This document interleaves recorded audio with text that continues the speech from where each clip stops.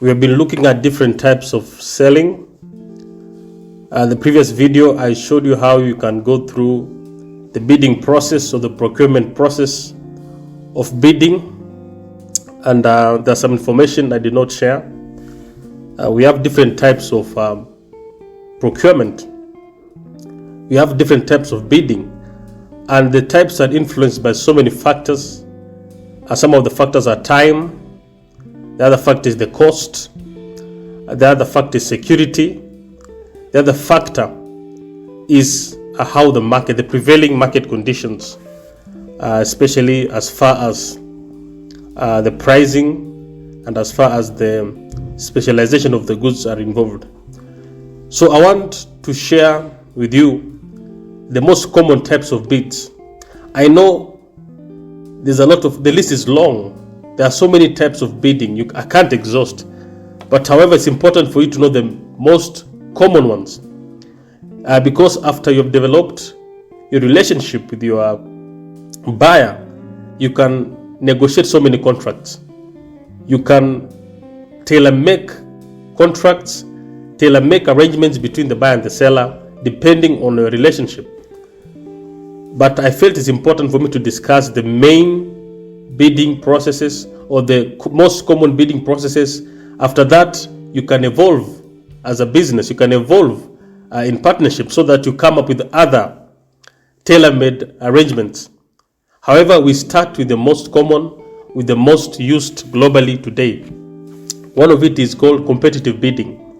I shared this yesterday, where many sellers convene together, they bid, they present their proposal to the buyer with the view of winning. And this competitive bidding can be classified into two. It can be local bidding or international bidding. Local bidding means that they only take proposals from sellers in a particular locality, a particular nation.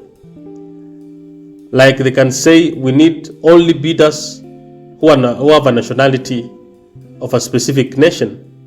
That is local bidding. And they can sometimes say, this is an international bid. We are receiving bids all over the world. Regardless of your geographical region, they receive bids according to that, what they have stated, international bidding. So that is the first category that is very common around the world. It has advantages and disadvantages because it's a big process. It takes a lot of time. It's time consuming. Receiving 2,000 bids, 5,000 bids, 10,000 bids is a lot of work. So the process will take a lot of time because they have to evaluate bid per bid, and it can take months. It can take 180 days. It can take even a year for them to arrive at a single bid. So time consuming, very expensive because they have to hire staff to do that. Most organizations, they have a department that does that work, the procurement department. So it takes a lot if you go through that route. So we call it the competitive bidding, international and local. And then the second type of bidding that is common is called selected bidding or restricted bidding. These bids are common with buyers who are very sensitive, especially when it comes to security. They deal in specialized areas, like in the government we have security organs. When they are buying equipments, they are buying systems, they don't want everybody to know the kind of system they're about to buy. So they'll prefer to go with the way of restricted tender. Restricted tender meaning the buyer approaches few sellers, selected sellers who are known to be experts in that particular kind of product, system or service, and then they begin to negotiate, or they are invited to bid. So instead of having 1,000 bidders, you find is only attracting like 5 bidders or 2 bidders. This criteria is very easy because less time consuming, is easy, And since the buyer has already identified the seller, they already have some information concerning your experience, technical skills, and how you perform. So restricted bidding or selective bidding is also another way, but it only appeals to those people who have been in the market for some time. For example, if you are starting out as a bidder and you want to start a company, you are young, you might not fall into this category, because they usually go for people who have been in the market for many years, a decade and so. So the buyers know who has been in the market for long. So they'll approach you and tell you, hey, we have this RFP.